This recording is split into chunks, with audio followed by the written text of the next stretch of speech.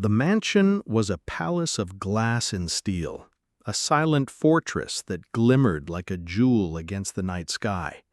Inside, the world seemed frozen in time.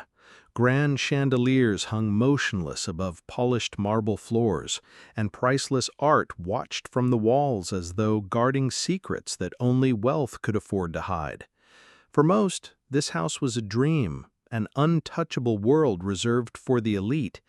But for a man named David Harrington, one of the country's most influential millionaires, it was nothing more than his home. David had built his empire with grit and vision. His fortune came from a chain of high-tech companies that revolutionized communication, and his name was whispered in business circles with both admiration and envy. To the outside world, he was the embodiment of success. But to David himself, life had grown strangely hollow. His wealth bought him everything except the thrill of surprise. Nothing amazed him anymore, until one late night, something did. It was a little after midnight when David walked into his study with a glass of whiskey. He had just returned from an important board dinner, but the silence of the mansion weighed heavily on him. As he moved past the long hallway, he noticed a faint flicker of light spilling from the servants' quarters. At first, he thought it was just someone forgetting to turn off a bulb. But the glow wasn't steady. It was weak, trembling, as if it came from something small and fading. Curiosity pushed him forward. He moved quietly, his expensive leather shoes barely making a sound. The mansion's staff had all gone to bed long ago. No one dared to be awake past their hours. Yet here was that flickering light, breathing life into the darkness. As he got closer, he realized it wasn't a bulb, it was a candle. Through the narrow gap of the half-closed door, he saw something that stopped him cold. Sitting at a tiny wooden table in the corner of the small room was Jamal, the young black cleaner he had barely noticed before. Jamal was bent over a tattered notebook, scribbling furiously by the dim candlelight. His uniform was worn, his hands still calloused from scrubbing floors. But his eyes, those eyes burned with an intensity that seemed out of place in a mansion meant for servitude. He wasn't resting after his long shift. He was studying. David watched silently, his breath caught between shock and curiosity. Jamal muttered equations under his breath, flipping through the pages of a second-hand textbook that looked like it had survived decades of use. His brow furrowed with focus, his lips moving as he tried to solve a problem. The candlelight cast deep shadows on his face, highlighting both his exhaustion and his determination. Why would a cleaner be buried in books at this hour?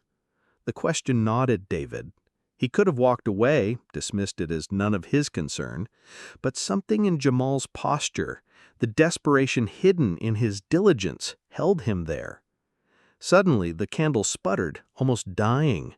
Jamal quickly shielded it with his hand, as though guarding the fragile flame of his dreams. David felt a strange pull in his chest. It was rare for him to feel anything unexpected, but this was unusual. The boy was not wasting time on entertainment or sleep. He was fighting for something. Finally, Jamal closed his notebook with a soft sigh and rubbed his eyes. He leaned back in the chair, staring at the ceiling, whispering to himself, "One day, just one chance." The words were so faint that David almost missed them, but they struck him harder than any boardroom negotiation ever had. He stepped back quickly, careful not to be noticed, and returned to his study. The image of the cleaner studying in the dark burned into his mind. For the next few days, David couldn't shake it off. Every time he saw Jamal polishing the floors or carrying trash, he remembered the candle, the notebook, and those whispered words. A man of wealth and power, yet here he was, haunted by the silent determination of someone who owned almost nothing. On the third night, David decided to test his suspicion. Instead of going straight to bed, he lingered near the hallway at the same late hour.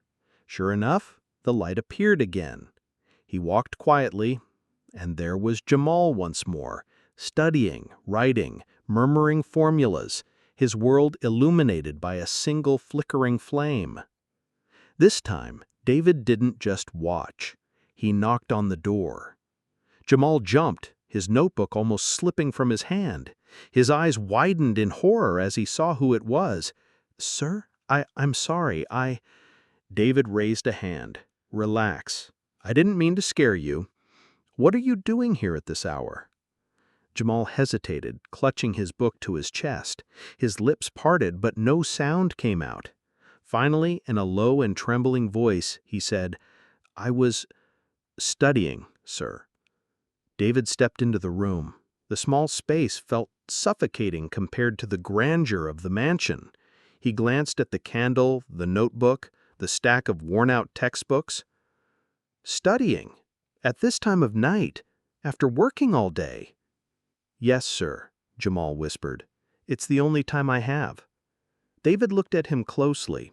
The young man's eyes carried exhaustion, but also a fire that was undeniable. "What are you studying for?" Jamal swallowed hard. "Engineering, sir. I want to be an engineer one day." The words hung in the air, fragile yet powerful. David blinked, surprised by the certainty in his voice. "Engineering? Do you have the qualifications for that?" "Not yet, sir. I couldn't afford college. But I study every night. I borrow books, I solve problems. I believe if I keep learning, one day I'll find a way." His voice cracked at the end, and for a brief second the mask of composure slipped.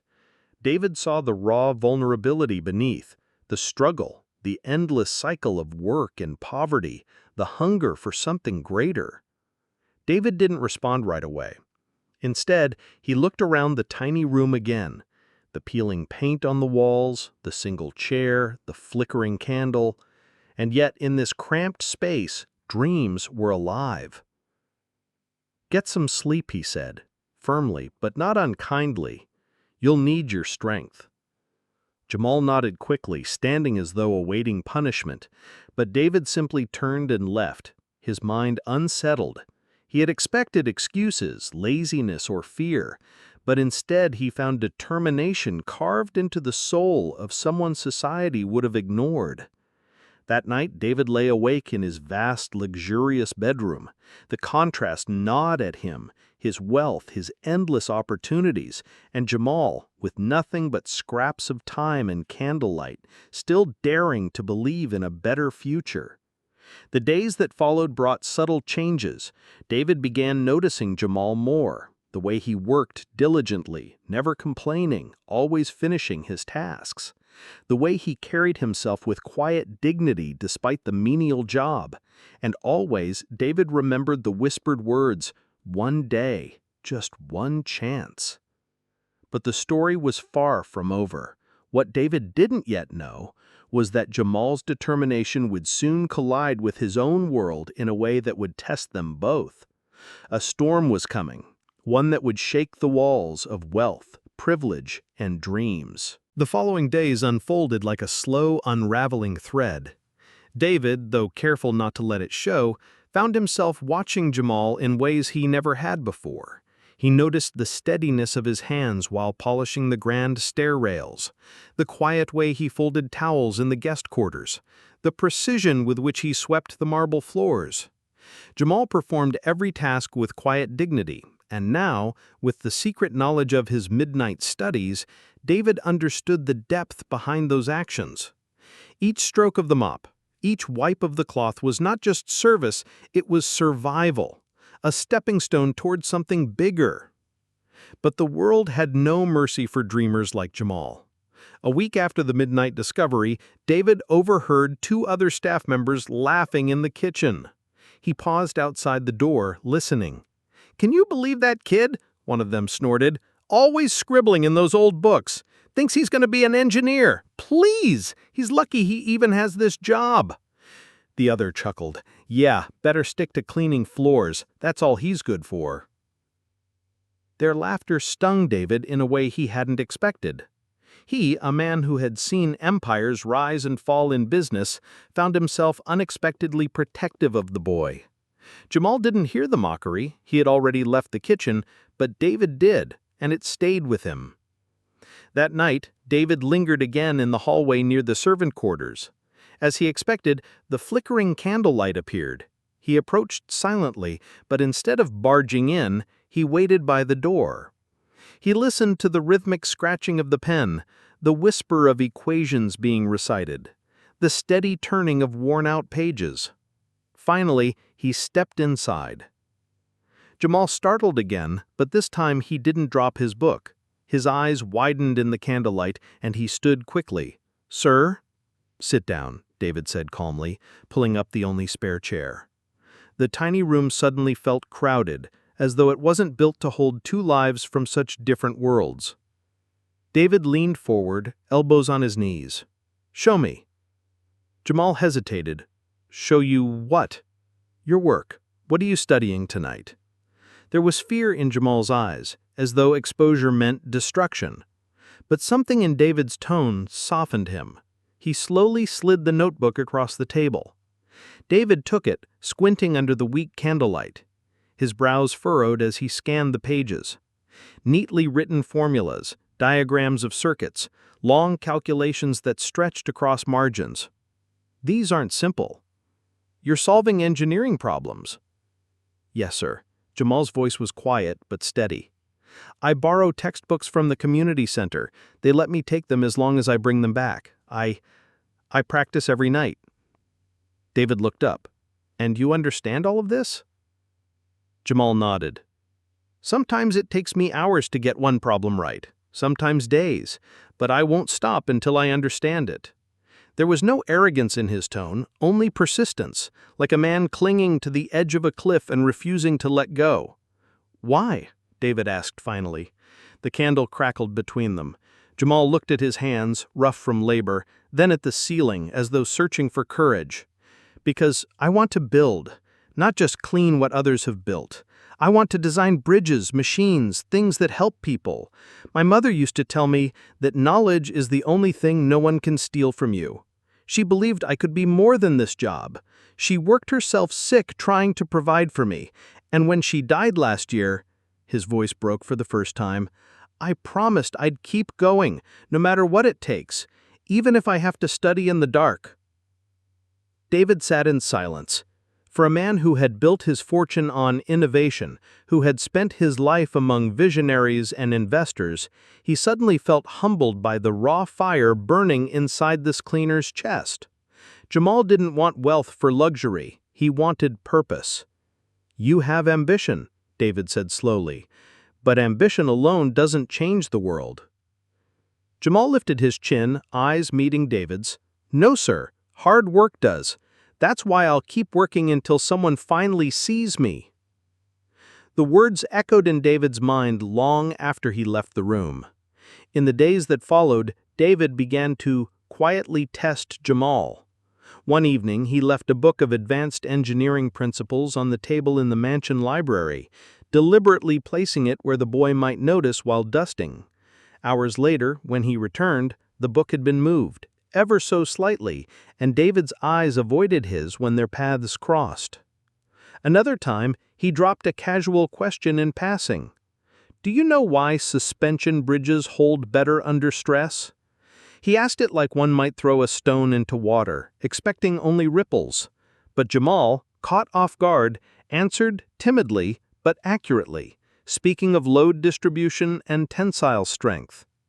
David masked his surprise. He didn't praise, didn't smile, he simply nodded and walked away. But inside, something stirred. Still, life had a way of testing resolve. One evening, Jamal was scrubbing the marble floors when another staff member, irritated by something trivial, barked at him. "Hurry up, boy! You think you're here to play with books? This is a mansion, not your school." Jamal clenched his jaw, but said nothing. He continued scrubbing, his back hunched, his pride swallowed. David, watching from the staircase, felt his chest tighten. In that moment, he saw not just a cleaner, but a warrior silently enduring the weight of mockery. That night, David entered Jamal's room unannounced again. The candle was burning low, the pages of the notebook filled with numbers.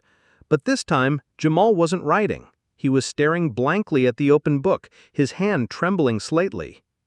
"You look tired," David observed.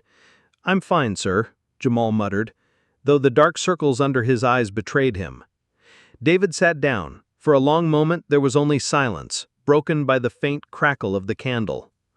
Then David said something he hadn't planned.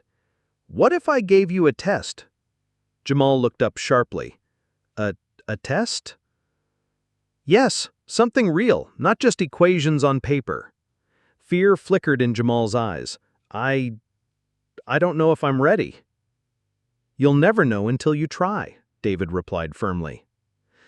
The next evening, David brought Jamal into his private study, a room no servant had ever entered. On the massive desk lay a small but complex mechanical device, partially disassembled. "This is a prototype from one of my companies. It malfunctioned last week. My engineers fixed it, but I kept a duplicate problem aside. Show me what you can do." Jamal's throat dried, his hands trembled as he approached the device. The millionaire's gaze was heavy on his back, and for a moment, doubt nearly drowned him. But then he remembered his mother's words, remembered the countless nights of sweat and candlelight. Slowly he picked up the tools. Minutes turned into hours. Jamal worked carefully, tracing wires, studying circuits, muttering calculations under his breath. David watched silently, his face unreadable. Finally, with a deep breath, Jamal adjusted the final piece and closed the casing. He pressed the switch. The device whirred to life, steady and smooth. No sparks, no stutters. Perfect! Jamal's chest heaved, his eyes wide. I fixed it." David's face didn't change for a moment, but inside, something shifted. He leaned back, studying the young man as though seeing him for the first time. "Not bad," he said finally, his tone deliberately restrained. Jamal's shoulders sagged with relief, though a flicker of disappointment crossed his eyes. Still, he whispered, "Thank you, sir," and stepped back. But when Jamal left the room, David remained seated, staring at the now functioning device. He had seen countless engineers, graduates from the best universities, fail at similar problems. And here was a cleaner, with no formal training, solving it under pressure. The weight of what he had witnessed pressed down on him. Jamal was more than a dreamer. He was capable. Yet fate was cruel. A week later, a storm swept through the city. Heavy rains flooded parts of the mansion's grounds, damaging one of the main electrical panels. Panic rippled through the staff as the lights flickered and alarms blared. Engineers were called, but it would take hours before they could arrive. David found himself in the control room, frustrated, surrounded by staff who had no idea what to do. And then Jamal appeared, breathless from running. "Sir, I can fix it." The room went silent. One of the supervisors laughed bitterly. "You? Don't be ridiculous. This is serious equipment." But Jamal's eyes never left David's. For a long moment, the millionaire studied him. Then, with a single nod, he said, "Let him try." Gasps filled the room. Jamal rushed forward, kneeling before the panel, his hands moving with desperate precision. Sweat trickled down his face as he muttered under his breath, recalling everything he had studied in the shadows of candlelight. Sparks flew once, but he didn't flinch. He adjusted, recalculated, and within minutes, the panel hummed back to life. The alarms ceased, the lights stabilized. The staff stared in shock. David's heart pounded, not from fear, but from exhilaration. He had just witnessed something extraordinary. Jamal stood, breathing heavily, his uniform stained with dust and sweat. For a moment, silence hung heavy in the room. Then one of the engineers, arriving late, burst in and stopped short. "What happened? It's working!" All eyes turned to Jamal. The mansion had changed. No one said it aloud, but everyone felt it. Ever since the night of the storm, whispers filled the halls. The cleaner, Jamal, was no longer invisible. Staff members who once dismissed him now eyed him with caution, even awe. It wasn't just that he had fixed what even professionals couldn't. It was the way he had stood in that control room, calm in the chaos, his hands steady, his mind sharper than anyone expected. For David, the shift was even greater. He couldn't forget the sight of Jamal kneeling before the sparking panel, working with fearless determination, as though the storm outside was nothing compared to the storm inside him. That night, David saw not just a servant, but an untapped brilliance hidden beneath years of struggle. And for a man who had spent his life investing in talent, innovation, and ideas, he now wondered if perhaps his greatest discovery had been right under his roof. Yet David remained cautious. He knew the world would not simply accept a poor black cleaner stepping into the realm of engineers and innovators. It would resist, mock, and crush him if given the chance. If Jamal was to succeed, he would need more than skill. He would need resilience, exposure, and above all, belief. One evening, David called Jamal into his study again. The boy arrived nervously, wiping his hands on his worn uniform. "You asked for one chance," David said slowly. "I think you've earned it." Jamal blinked, unsure if he had heard correctly. "Sir?" David leaned back in his chair. "I want you to work with my engineers on a new project, just as an assistant at first. You'll learn, watch, and contribute when you can." The cleaner's breath caught. His eyes widened with disbelief, then with a mixture of joy and fear. You would allow me to?" "I don't allow you," David corrected. "You've already proven you belong. This is your test. But understand something. Once you step into that world, it won't be easy. People will doubt you. They'll question why someone like you is even in the room. You'll need to fight harder than anyone else." Jamal's jaw tightened, his eyes steady. "I've been fighting all my life, sir. This won't stop me." For the first time, David smiled faintly. "Good. Then we begin tomorrow." The following weeks tested Jamal more than he could have imagined. The engineers, men in tailored suits with degrees from top universities, looked at him with thinly veiled disdain. They sneered when he entered the room, dismissed his presence, and occasionally threw mocking remarks. "Don't trip over the wires, cleaner," one of them whispered once, laughing under his breath. But Jamal endured. He arrived early, stayed late, listened to every discussion, memorized every schematic. When others took breaks, he studied manuals in the corner. Slowly, painfully, he began to contribute, not with bold statements, but with quiet corrections, gentle suggestions. At first, they ignored him. Then one day, during a critical design meeting, when an engineer struggled with a malfunction in a prototype, Jamal softly offered a solution. The room fell silent, skeptical eyes turned toward him. The lead engineer smirked. "And what does our cleaner propose?" Jamal's voice didn't waver. He explained the flaw, too much resistance in one section of the circuit, and suggested a minor adjustment. Reluctantly, they tested it. To their shock, it worked. Silence followed, heavy and undeniable. From that day forward, no one could fully ignore him. David watched from afar, pride swelling quietly in his chest. He never interfered, never defended Jamal outright, knowing the boy had to earn his place with his own hands. And he did, day after day, his brilliance carving cracks into the walls of prejudice. But the true test came months later. One of David's companies was preparing for a high-stakes presentation before a panel of investors. The prototype was ready, the stakes enormous, millions of dollars, reputations, futures. But on the very morning of the event, disaster struck. The prototype malfunctioned again, and the engineers scrambled in panic. Hours ticked away, sweat beaded on foreheads. Hope dimmed. In the chaos, Jamal stood silently at the back, his mind racing. He saw the problem clearly, a misalignment in the design they had overlooked. His heart pounded. Should he speak? Dare he? Finally, as the room edged toward collapse, he stepped forward. "I can fix it," he said firmly. The engineers scoffed. One snapped, "This isn't your job." But David's voice cut through the noise. "Let him try." Time seemed to stop.